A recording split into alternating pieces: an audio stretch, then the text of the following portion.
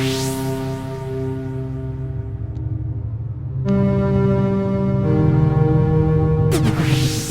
I picked Proposition 25.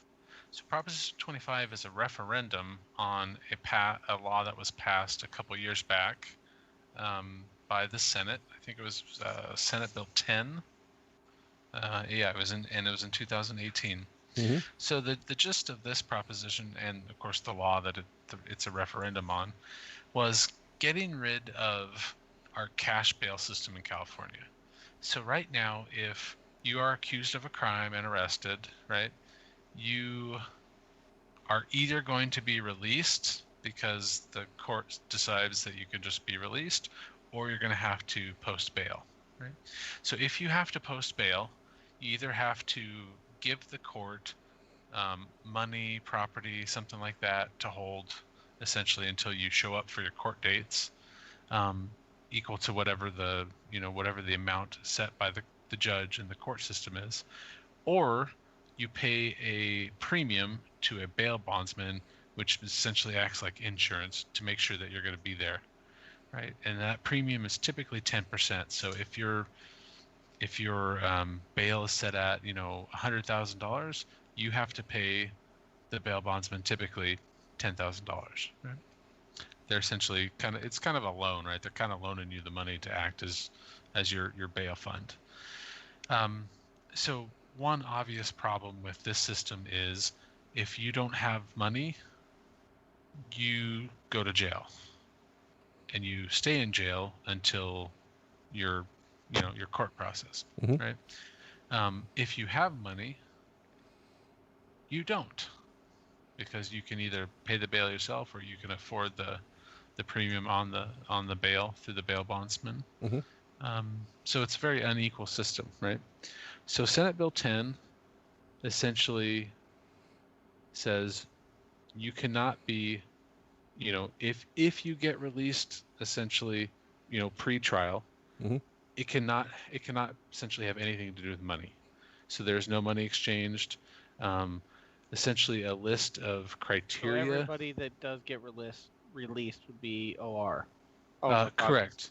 It would be own recognizance or supervised own recognizance. So it doesn't. So I mean, an they could still monitor. Exactly, Okay. or even just a weekly check-in with probation. That kind of stuff. Okay.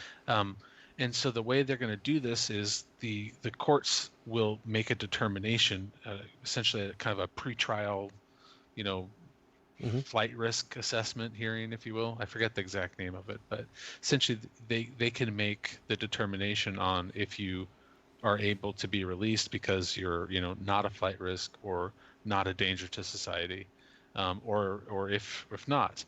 And if they don't automatically kind of pre-trial release you, then you essentially get another hearing in the process to determine if you should be released or not. Sure. Do you happen to know, and I could probably look it up, but do you happen to know if that determination is made like just at your normal first appearance, which has to be done within 3 days? Or is it even more rapid than that? Is there going to be like a night court set up, or like a judge who's like always on duty to hear these things? Or I don't know exactly how they're going to set it up, but there's basically going to be a new bureaucracy introduced into the system called the pretrial assessment services. Mm-hmm. Okay. And so for certain like misdemeanors and certain kind of lower level crimes, they're actually going to be empowered to release people essentially as soon as you get booked and all that stuff. They do have at least some system already in place. Mm-hmm. A friend of mine works at the jail, and Sure. One of her duties is to assess whether somebody can be released OR. Mm-hmm. And I imagine it would just be an expansion of that. Yeah, I think that's a fair take on it. Okay. Obviously the major change is no money changes hands for bail. Sure. So an entire industry that has been predatory and preying on people without financial means is going to disappear. Yeah, in California at least. I mean, they may just move operations to other places, but according to the Voters Guide, in 2018, the bail industry issued about $6 billion in bail bonds and collected $560 million in premiums. So it's a pretty good sized industry. I mean, $560 million in a year is pretty reasonable. Yeah, that's a good chunk of change. Yeah. And of course, like we've mentioned, it's just not a just system, right? It's one where privilege directly equates to better outcomes. Right. So that puts people in a position of pleading out, right? Because they're stuck in a system, they can't work. They need to get back to work to pay for their family's housing and food and stuff. Right. And so that puts pressure on them to plead out, regardless of whether they actually are guilty or not. That's pretty fucked up, right? And this system has existed at the federal level for decades. It just so happened that, like, when Manafort was going through all his shit and got arrested, I started reading into bail at that time and kind of became interested in the federal bail system. And it's neat. They have a scoring system to try and determine how likely someone is to flee, in effect, and through that they decide what to do about the bail.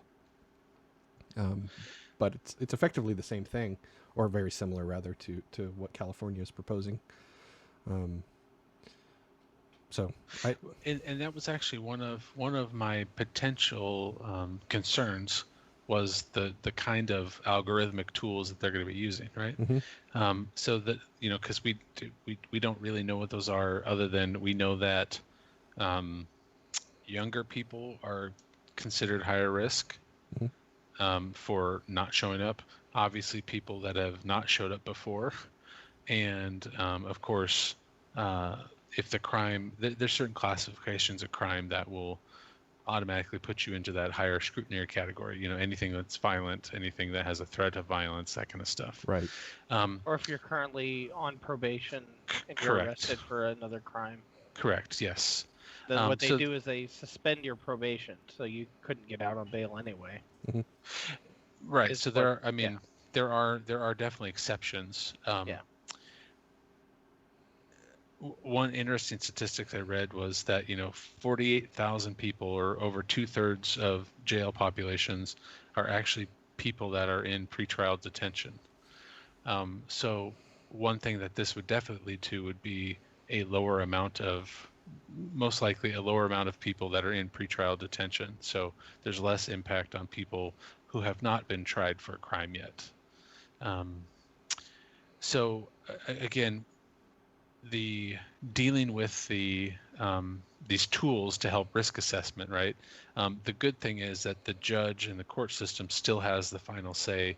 So these are just tools to help them think about and kind of figure things out. So it's not like a black box where you just feed everybody's name and information in and out spits a list of if they get released or not. So there's still a human being involved. So I'm actually very positive about this. I'm going to be voting yes on this, and I think that it will go a long way. It doesn't fix all the problems, but it'll go a long way in helping make our justice system, I think, a little more just. So that's my spiel. Yeah. What are the arguments in opposition? So the arguments in opposition, I'll just grab them real quick here. It's unfair, unsafe, and costly.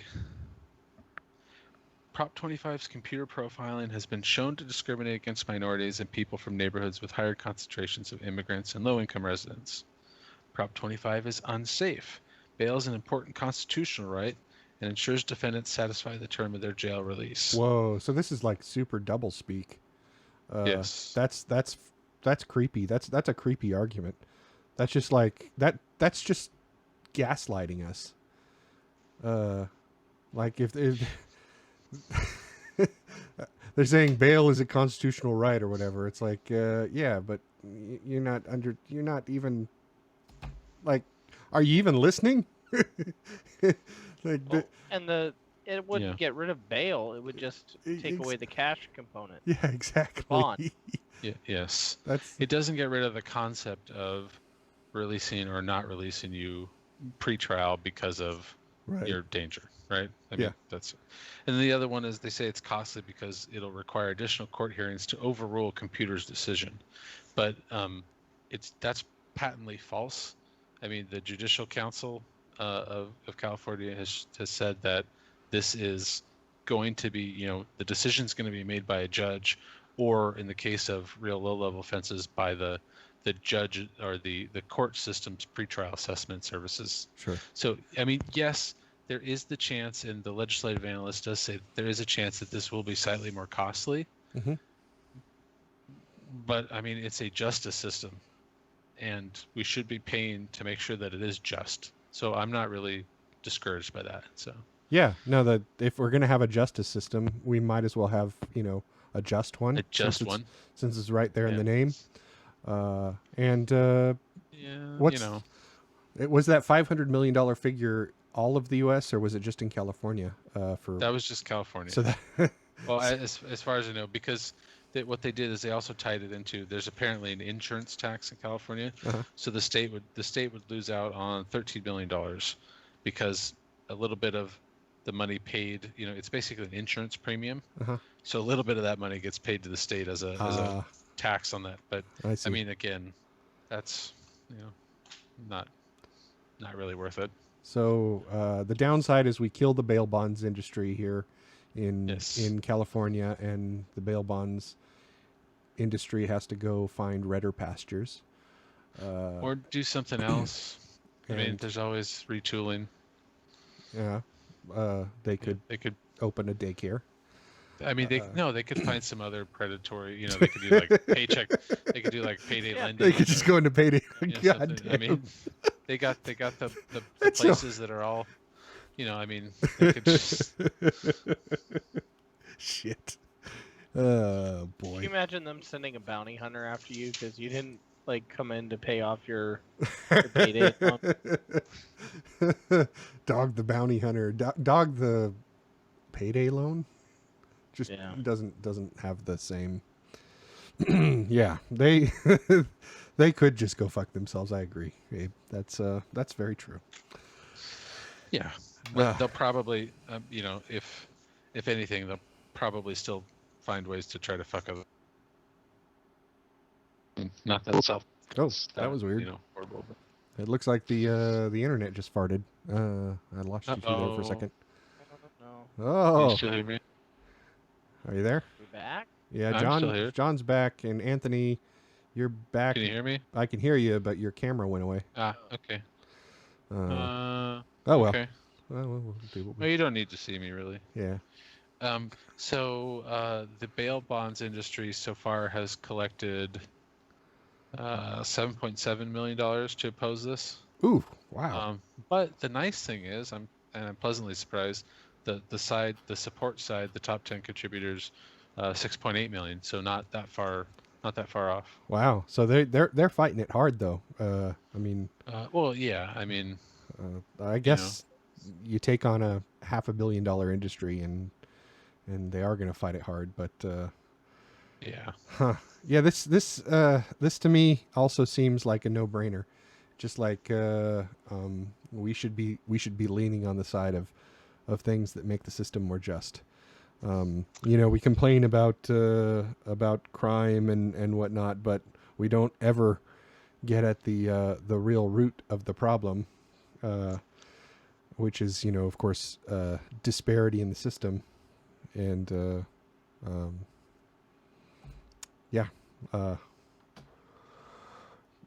Word. Well, it seems like with the amount of money that bail bondsmen pump into the local law enforcement. Mm-hmm.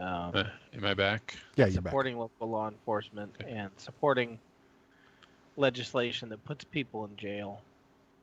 I don't have high hopes that this is going to pass, but I mean, I think I've made up my mind. Yeah. But, well, I mean, I'm optimistic. I'm optimistic, but yeah, I don't know what's going to happen. I think if let's see, we got what 13 viewers at the moment. So if those 13 viewers tell 2 of their friends, and they tell 2 of their friends, and everybody here happens to live in California, of course, and they tell 2 of their friends, and 2 of their friends, then that we're gonna have to buy a lot of beers. That would then be. We only need about 7 million votes. That... 7 million more votes. I mean, we're practically halfway there. Yeah. Well, I just made that number up. Yeah, I think. Well, you're probably not that far off. But I agree. I think this is absolutely moving in the right direction. So I am. What am I voting? Yes on this? Is that an affirmative of the referendum? Yes for me, Since it's a referendum, the yes in this case will allow that law to take effect. Right. So, yeah. All right.